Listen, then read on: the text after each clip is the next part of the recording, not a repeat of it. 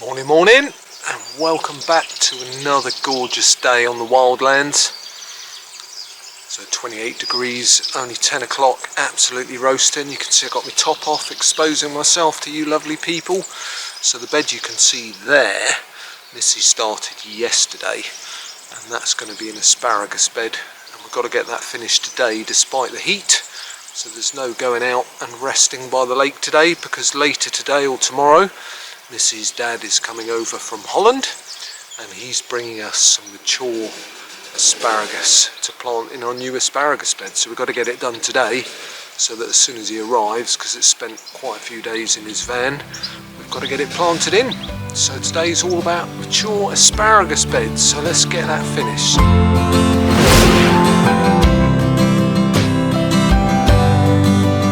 In July 2021, with the increase in travel restrictions caused by Brexit and the pandemic, we decided to buy off-grid land in Portugal to live a more sustainable lifestyle. Follow along with our journey as we turn our beautiful but derelict land into our very own slice of off-grid heaven, wildlands.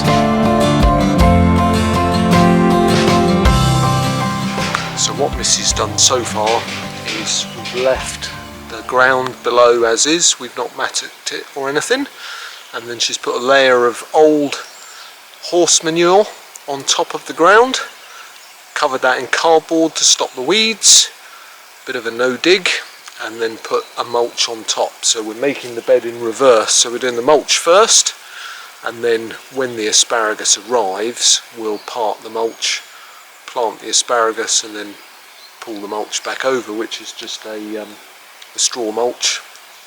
So that's great. So let's get on to our new asparagus bed. So before we start, I'll get the drone out and I'll give you a bearing of where the asparagus bed is.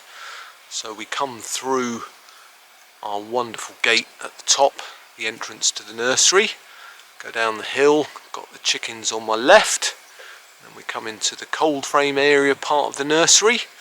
We go all the way down to the end of the fruit forest, where many of the beds are yet to be completed, before we get to the wild part of the fruit forest, which is just over there. So this bed is right at the end of the fruit forest as it stands at the moment. What are you doing, Missy? I'm just yanking out some of the weeds. This used to be a pile of horse manure, or it still is, and we were leaving it there to rot down so that we could use it this year. And instead of that, all the weed seeds sprouted in it, and it made this beautiful covering of all wildflowers and grasses and things. So we've left it for the insects and the beauty of it, and now I need what's left of the horse manure for my asparagus bed. And at the moment I'm just separating out these, which is wheat, I think, or maybe rye, and I'm going to give these to the chickens, because I think they'll enjoy pecking out the grains by themselves. And I've got some roots, I might even try replanting them. What's going to make the job slightly harder is that I broke my pitchfork, so it's a handheld pitchfork today. It's a bit dry, but I think once we've got it in the bed, then we'll give it a good water, cardboard over the top of that to suppress the weeds, bagged compost on top of that, and then lovely straw to hold in all the moisture, and this is going to turn into the most fabulous compost.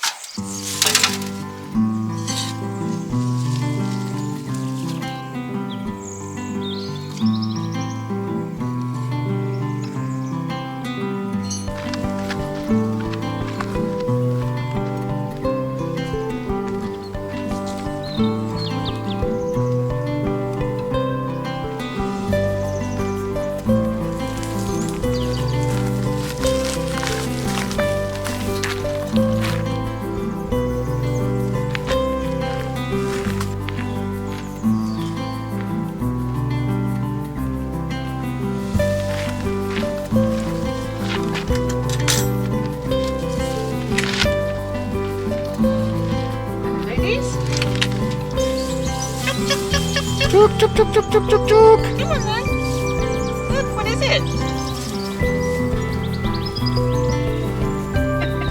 Not very good whatsoever.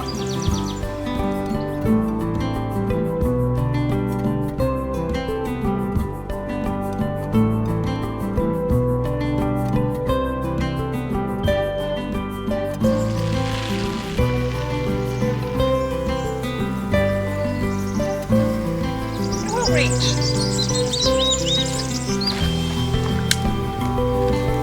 There we are.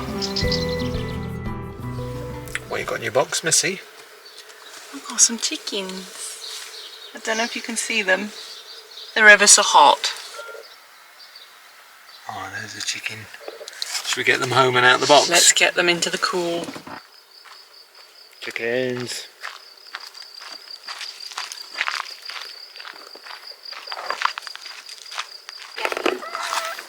The sandbox thing you used a lot. Lord. Oh, They're very big chickens. Oh, they're pretty though, aren't they? They're gorgeous. Hello, baby. Oh. Oh, it's okay. Oh. Oh, the black one's beautiful with his golden. It's okay, They're a darling. bit. Oh, she hid her head. She did. Oh, honey. She's hiding. I'm just going to pick them up and put them on the floor, okay? Yep. And are we sure we want to put them outside? Yeah, they'll go in for food. Okay. Come on, baby. Come on, look, this is how we pick you up. All gentle. All gentle. Oh, you're right about the Delphi beak. Oh, she's pretty though. Oh, gorgeous. What a big girl. I think she's had her beak clipped. Oh. That's sad. Hopefully she's Is that alright. good? Let's get your friend out. Will it grow back? I don't think so. Oh, poor love. Ready? Oh, look. It's all right. There you go. Gorgeous girl. Look at these. us. Oh, what's going on? They're big ladies. Oh, we're exploring the box immediately. So beautiful you are.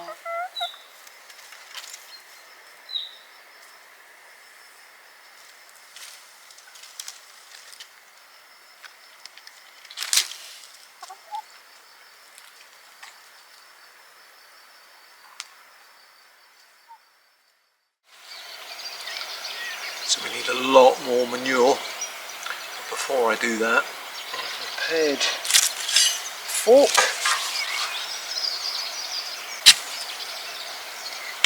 It's just a couple of screws that came out, but before I get the manure, I'm absolutely starving. It's hot work working in this heat, and I've got a treat today.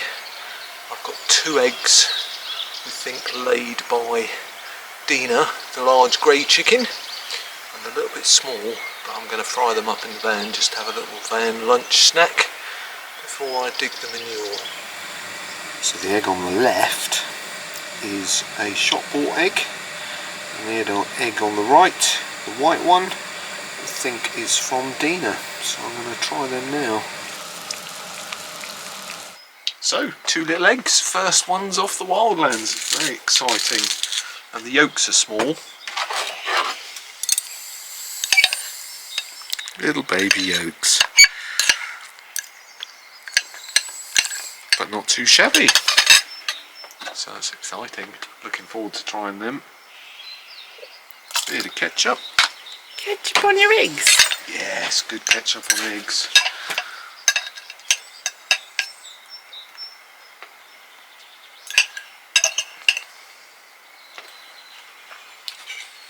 Yeah, nice. Very nice, it's like a little snack. It's just as well that we have a vegetarian in our midst, so they won't go to waste. No.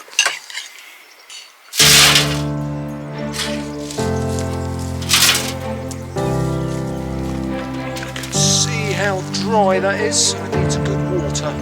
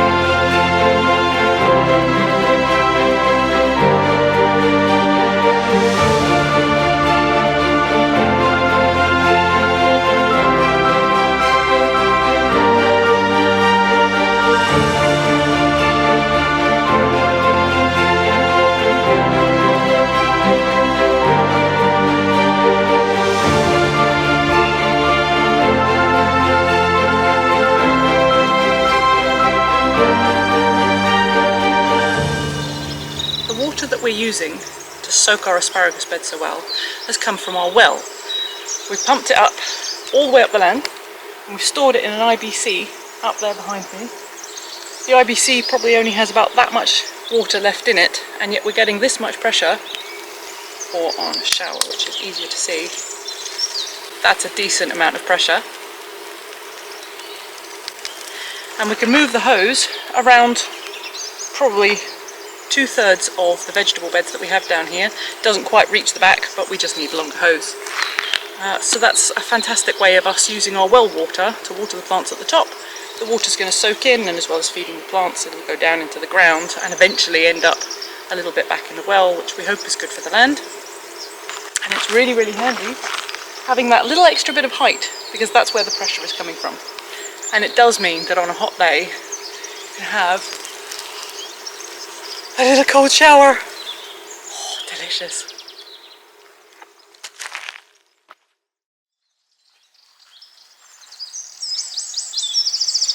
What are you doing, Missy?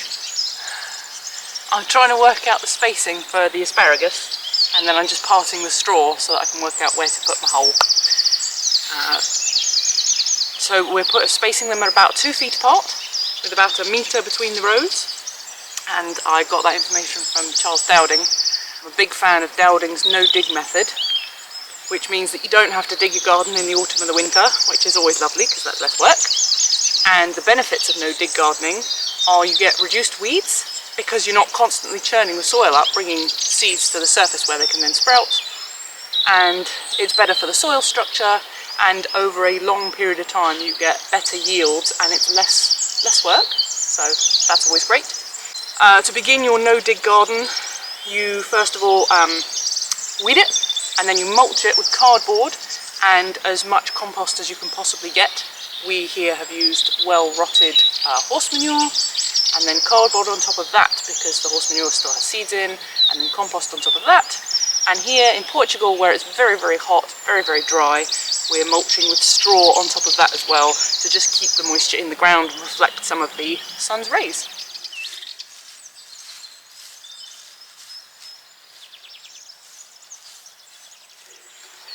Our bed's a bit higgledy-piggledy. The spacing isn't perfect 100%, and Dowding has the most fabulous, beautiful straight rows, and everything's very, very neat and perfectly spaced. But we're just making do with what we've got here. So I had a nice patch that gets plenty of sunshine, because the sun's going to come across like this and hit it. And it's a bit of an odd shape. So I'm trying to keep the 2 feet between the asparaguses. Asparagi? And we're just going to see how they do. And if they don't do so well, we can always move them next year. I have here my box of asparagus, which was very kindly brought to me by my pa, who's driven all the way in his little campervan from Holland to come visit us. And he always brings us prezzies, and in the old days he might have brought, I don't know, pots and pans or things for the house or whatnot, and this time he's brought us a couple of Dutch hoes and a box of asparagus crowns. Wow, that's exciting. That's what an asparagus crown looks like. And this is where the spears will grow from, to about yay high, and then you snap them off to eat them. And then when you stop eating them around 21st of June, then you let them grow, and they make these huge, huge tall fronds, which are really beautiful. Wow. Look at the roots on that. Oh my goodness. Oh, it just keeps going on. Ha!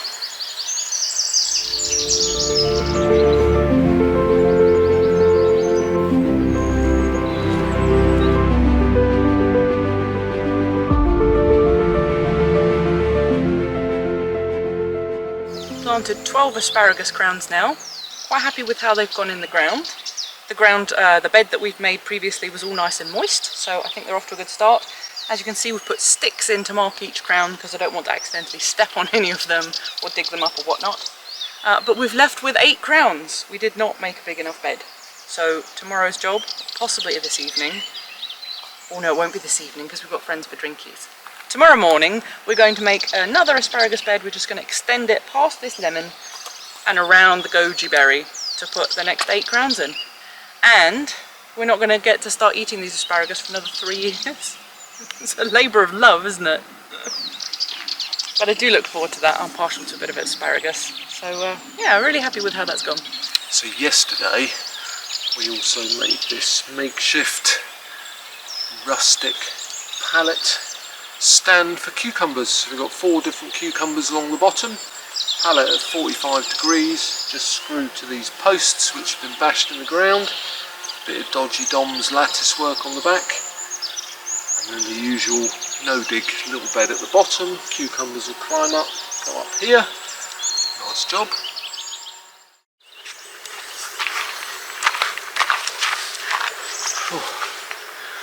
So it's 10 o'clock and it's already 26 degrees. Feels hotter. You see I'm squinting, I can't actually see very much without my glasses on in this bright light. So we looked at the long range forecast this morning, and today is the coolest day till the end of September. Yeah. So it's just going to keep getting hotter. So next week and the rest of this week is steadily rising to, I think they're predicting 36 degrees, and bearing in mind that's in the shade. And it will dip down again. They sort of say it's going to fluctuate. Some days will only be 30. Yep. But I think A that's... cool 30. Yeah, right. And it's also very humid, and it's just going to keep getting hotter and hotter. Some of you might have seen that Spain's got a heat wave today. It's 40 degrees in parts of Spain. Yeah. And getting hotter. India's been having a heat wave. They've had it over 40 for about a month now. Yep. It's all hot. Yep. So it's going to be a challenge. Certainly a learning curve, gardening in a different country. Yeah, we're getting up at 6 every morning now to make the most of the cool. It's lovely at 6. It is beautiful. It's really cool, the birds are chirping, sun's just rising, so we've got quite a long couple of hours before the sun gets above the trees, so we've got that shade. Yep. And then a couple more hours where you're quite hot and sweaty, but you might as well carry on with your work, and then it just gets too hot. Yep. Yeah, I mean it's probably, you could carry on working about another hour, I think. Probably will. I'm already roasting. Yeah. So yeah, hot, lots of watering, and in other watering news, one of my IBCs is leaking. I know, that's so sad. We just filled up yesterday, so Yeah. the added pressure. I think it's just the silicone was a little bit dodgy. Well, no, it's actually me. Oh. It had a little drip, and I thought I'll just tighten it a bit. So I tightened it, and then it went. So we'll have to use that for watering, drain it out completely, and then I'll re-glue it. Get it nice and dry. Yeah. Yeah, okay. Well, that won't be hard to use that up to water the garden. Absolutely not in Drinks this a heat. lot. So as always, that's another week on the wildlands. And we've not done a lot of filming this week because we've been so busy with gardening. Yeah. Seeding and potting on and planting out and everything. I'm really pleased though, the garden is looking absolutely fantastic. We've got stuff shooting up everywhere. The nasturtiums are taking over, they're like they are the triffids. I've got kale. We've been eating stuff from the garden too, haven't we? We have, yep. We've had big fat salads, loads of salad leaves and chopped dill in there, and what else? Bowls of strawberries. Oh yeah, strawberries. We're just eating them straight from the ground. They don't make it to a bowl. No. And again, the strawberries are suffering in the heat because what we found out is that if you're growing strawberries in England, you'd wait till they're really soft and ripe and then you pick them. Here, they go white, obviously, and start turning red. And then as soon as they're almost all red, if you leave them another day, then they cook in the sun. I mean, literally cook in the sun. Yeah, they go all squishy and horrible. So having to pick them when they're sort of just coming up to ripe. Crunchy. Again, lovely to have strawberries off the land. Yeah, and good flavour. We've got courgettes on some of the plants already, little ones, but nearly ready. We've got some tomatoes on one of our tomato plants, very exciting. My borage has just burst into bloom, which I love. I like to you can just pick the little flowers. And yeah, it's really exciting. It's really amazing when you get to start eating the vegetables that you've grown from seed. So, happy about that. And a lot of you lovely people are getting a lot of views. Please do hit the subscribe button so that you can stay up with our adventures off-grid. As we used to say, completing an off-grid paradise, didn't we? And we're getting there now with all this greenery. Yeah, it feels It's interesting to see how it goes in the heat of the sun for the next 4 or 5 months. Yep. Whether we can maintain its greenness. Yep, well we're prepared. We have some shade material. Might even put up little shades like parasols and so on for some of the tenderer plants. So if you haven't subscribed, hit the old button, give us a like, be most appreciated. And as always, love all your comments. Leave us a comment, try to get back to all those. Had a massive amount of comments on the last video, took me about 4 days to answer them all, but I've caught up now. So leave us a comment, any advice, let us know what you think. And have an awesome rest of week, and we'll see you very soon. Thanks for soon. watching. Bye. Is that right?